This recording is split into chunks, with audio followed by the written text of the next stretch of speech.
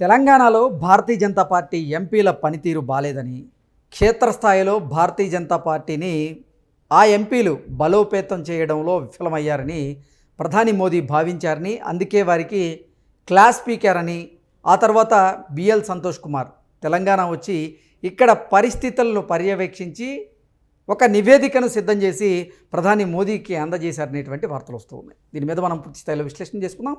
ప్రస్తుతం మనతో పాటున్నారు ప్రముఖ రాజకీయ విశ్లేషకులు కృష్ణకుమారి గారు. వారితో మాట్లాడదాం. మేడం నమస్తే. నమస్తే. ఈ అంశం మీద మీ విశ్లేషణ ఏంటి? మామూలుగా భారతీయ జనతా పార్టీకి దక్షిణాదిలో పాగా వేయాలి అనే ఒక ఉత్సాహంలో మటుకు బీజేపీ పార్టీ ఉంది. ఒకప్పుడు కర్ణాటకలో పాగా వేశారు, అది మళ్ళీ వాళ్ళకి చేజారింది, మళ్ళీ తెచ్చుకోగలిగారు, మళ్ళీ చేజారింది. ఇప్పుడు అక్కడ కూడా కాంగ్రెస్ పార్టీలో ముఖ్యమంత్రి ఉప ముఖ్యమంత్రి కొంచెం గందరగోళం నడుస్తున్నప్పటికీ ఆ రాష్ట్రం మీద పెట్టాల్సిన శ్రద్ధ కంటే కూడా తెలంగాణ పైనే ఆయన ఎక్కువ శ్రద్ధ పెడుతున్నారు. ఇప్పుడు దక్షిణాదిలో 5 రాష్ట్రాలు ఉన్నాయి. కేరళలో మనం అంత ఈజీ కాదు అనే ఒక అభిప్రాయానికి బీజేపీ పార్టీ వచ్చింది. అలాగే తమిళనాడులో కూడా ఒక వివాదాస్పదమైన గవర్నర్ని పెట్టి అక్కడ కూడా చాలా కష్టాలు పడుతున్నారు, కష్టాలు పడుతున్నారు.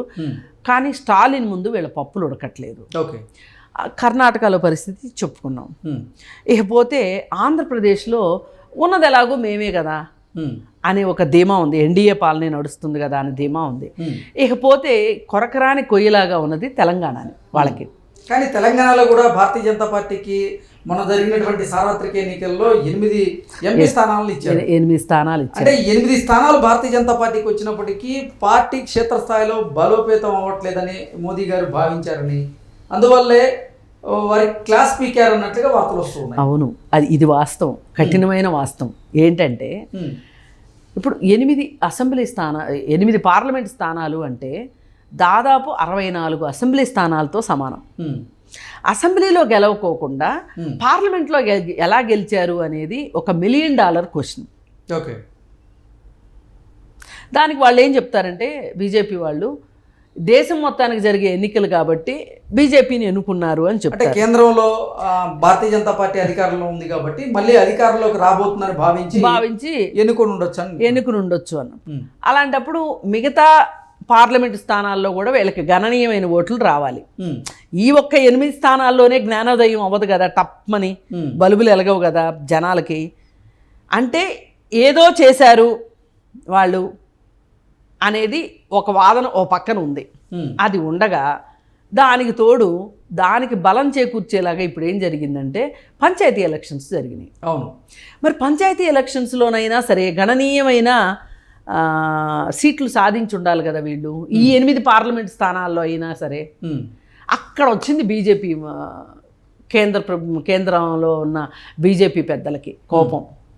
మీకు 8 పార్లమెంటు స్థానాలు ఇస్తే కూడా, వచ్చేలాగా చేస్తే కూడా మీరేం చేశారు, ఈ 8 పార్లమెంటు స్థానాల్లో మీ సత్తా ఏం చూపించారు అనేది ఇవాళ ఒక పెద్ద ప్రశ్న అయింది. అందుకే బిఎల్ సంతోష్ పరిగెట్టుకుంటూ వచ్చి కూర్చొని ఇక్కడ ఏం జరుగుతుంది, ఎలా జరుగుతుంది, ఏంటి అసలు ఏం జరుగుతుంది ఈ తెలంగాణ రాష్ట్రంలో, బీజేపీలో ఏం జరుగుతుంది అని చెప్పి ఆయన అంచనా వేసి ఒక నివేదిక ఇచ్చారు. నివేదిక ఇస్తే ఈ నివేదిక ప్రకారం చూస్తే ఈ 8 మంది ఎంపీల్లో కూడా అసలు గట్టిగా అందరికీ గుర్తుండే వ్యక్తులు ఎవరు అని చెప్పి చూస్తే ఇప్పుడు కిషన్ రెడ్డి కేంద్ర మంత్రిగా ఉన్నారు, అలాగే బండి సంజయ్ ఆయన కేంద్ర మంత్రిగా ఉన్నారు, సహాయ మంత్రిగా ఉన్నారు, అలాగే రామచంద్రరావు. ఈ ముగ్గురే కనిపిస్తున్నారు. రామచంద్రరావు ఎంపీ కాదు, కానీ ఎవరైనా బీజేపీ ఎవరు అంటే ఇప్పుడు మిగతా ఎంపీలను చెప్పమంటే మీరు చెప్పలేరు, టక్కని చెప్పమంటే చెప్పలేరు. అది పరిస్థితి.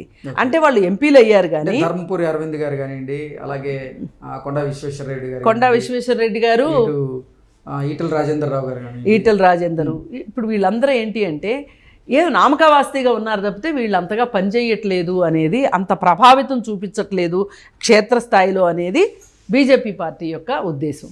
మరి ఇలా ఎందుకు జరుగుతుంది అని గనక ఒక్క క్షణం మనం ఆలోచిస్తే మనకు అర్థమయ్యేది ఏంటి అంటే, ఆ రోజు బండి సంజయ్ ఉన్నప్పుడు, బండి సంజయ్ రాష్ట్ర అధ్యక్షుడిగా ఉన్నప్పుడు గట్టిగా గళం విప్పాడు.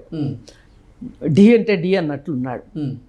కానీ అతను ఎందుకు మార్చారు ఇప్పటికే ఎవరికీ అర్థం కాని ప్రశ్న. అతన్ని మార్చి అతన్ని ఎంపీని చేసి అతని కేంద్ర సహాయ మంత్రిగా కూడా చేస్తే కూడా ఈ కేంద్ర సహాయ మంత్రికి అసలు ఆయనకి నేను కేంద్ర సహాయ మంత్రిని అని కూడా గుర్తుండదు. ఆయన నీది ఢిల్లీ స్థాయిరా బాబు అంటే నాది గల్లీ స్థాయి అంటాడు ఆయన. ఆయన ఒప్పుకోడు ఢిల్లీ స్థాయి అంటే, నేను గల్లీలోనే ఉంటా, నాది గల్లీ స్థాయే అంటాడు. ఆయన ఇచ్చే స్టేట్మెంట్లు కానీ మొన్న పంచాయతీ ఎలక్షన్స్లో మాట్లాడుతూ ఆయన అనింది ఏంటంటే, ఎవరైనా సరే మా పార్టీలోకి వస్తే మీకు నిధులు ఇస్తాం, పంచాయతీలకి మీకు పేరు వస్తుంది, మీరు మా పార్టీలోకి రండి అంటాడు. అంటే మీ పార్టీలోకి వస్తేనే నిధులు ఇస్తారా? అంటే మీ పార్టీ కాని వాళ్ళకి మీరు నిధులు ఇవ్వరా కేంద్రం నుంచి? ఇవన్నీ వింటే ఎలా ఉంటుంది? ఆయనకి మాట్లాడటం రాదు. ఆయన ఏ భాష మాట్లాడుతున్నాడో ఆయనకే అర్థం కాదు.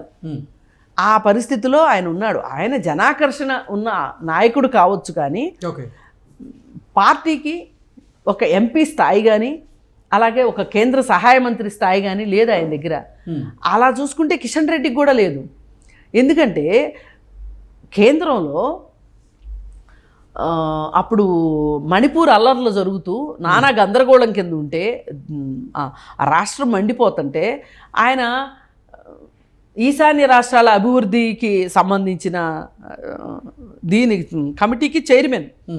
ఆయన అక్కడ ఉండకుండా ఇక్కడ గ్యాస్ బండల రేటు రాష్ట్రం వాటా పెంచలేదు అని చెప్పి ఇక్కడ హైదరాబాద్లో ఆయన ప్రదర్శనలు చేస్తున్నాడు. అరే బాబు, మీరు కేంద్ర మంత్రులు, అలాగే ఈశాన్య రాష్ట్రాలు బొగ్గుమంటనే అక్కడ, ఆ ఈశాన్య రాష్ట్రాల అభివృద్ధి కమిటీకి నువ్వు చైర్మన్వి, నువ్వు ఇక్కడ ఉండవేంటి అని ప్రశ్నిస్తే కూడా అది చేవగుట్టినట్లేదు. అసలు వీళ్ళ స్థాయిని పెంచుకుందామని అనుకోవట్లా. పైన కేంద్రంలో ఉన్న వాళ్ళేమో వీళ్ళ స్థాయిని పెంచాలి అనుకుంటున్నారు, వీళ్ళని అందలాలు ఎక్కిద్దాము, వీళ్ళ ద్వారా ఈ రాష్ట్రంలో బీజేపీని పెంచుకుందాము అని చూస్తున్నారు. కానీ వీళ్ళేమో ఆ ఉద్దేశంలో ఉన్నట్టు కనిపించట్లా. ఇక్కడ ఖచ్చితంగా నాయకత్వాలు ఏమైతే ఈ రాష్ట్రంలో, తెలంగాణ రాష్ట్రంలో కనిపిస్తుంది. పైపెచ్చు ఇంకొకటి ఏంటంటే, ఈ మధ్యకాలంలో రేవంత్ రెడ్డి గ్రాఫ్ కూడా విపరీతంగా పెరుగుతుంది. రేవంత్ రెడ్డి గ్రాఫ్ పెరుగుతున్నప్పుడు అసలు మీరేం చేస్తున్నారు అనేది ఒక ప్రశ్న అక్కడి నుంచి. అలాగే పంచాయతీ ఎన్నికల గురించి ఒక ప్రశ్న. ఇది కాదు అది కాదు అనుకుంటే కేసీఆర్ ఆరోగ్యం గురించి కూడా ఢిల్లీలో కూర్చుని తెలుసుకోగలుగుతున్నాడు. ఈయన ఆరోగ్యం బాగలేదు, ఆయన ఆరోగ్యం ఎట్లా ఉంది, ఆయన ఆరోగ్యంగా ఉండాలని కోరుకుంటున్నాను అని మోడీ ఎప్పుడైతే స్టేట్మెంట్ ఇచ్చాడో ఎంపీల మీటింగ్లో, వెంటనే కేసీఆర్ లేదు నేను బాగానే ఉన్నాను అని చెప్పి, అవసరమైతే నేను గోదావరిలో ఈత్తాను అన్నట్లుగా బయటకు వచ్చి ప్రెస్ మీట్ పెట్టాడు. ఇలా ఉంది తెలంగాణ రాజకీయం.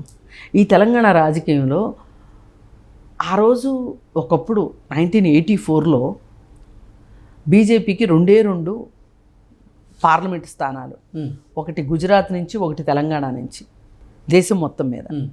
మరి వాళ్ళ గుజరాత్ ఏ స్థితిలో ఉంది, తెలంగాణలో పార్టీ పరిస్థితి ఏంటి అని చెప్పి మోడీ ప్రశ్నిస్తుంటే వీళ్ళు బెల్లం కొట్టిన రాళ్ళలా కూర్చున్నారు.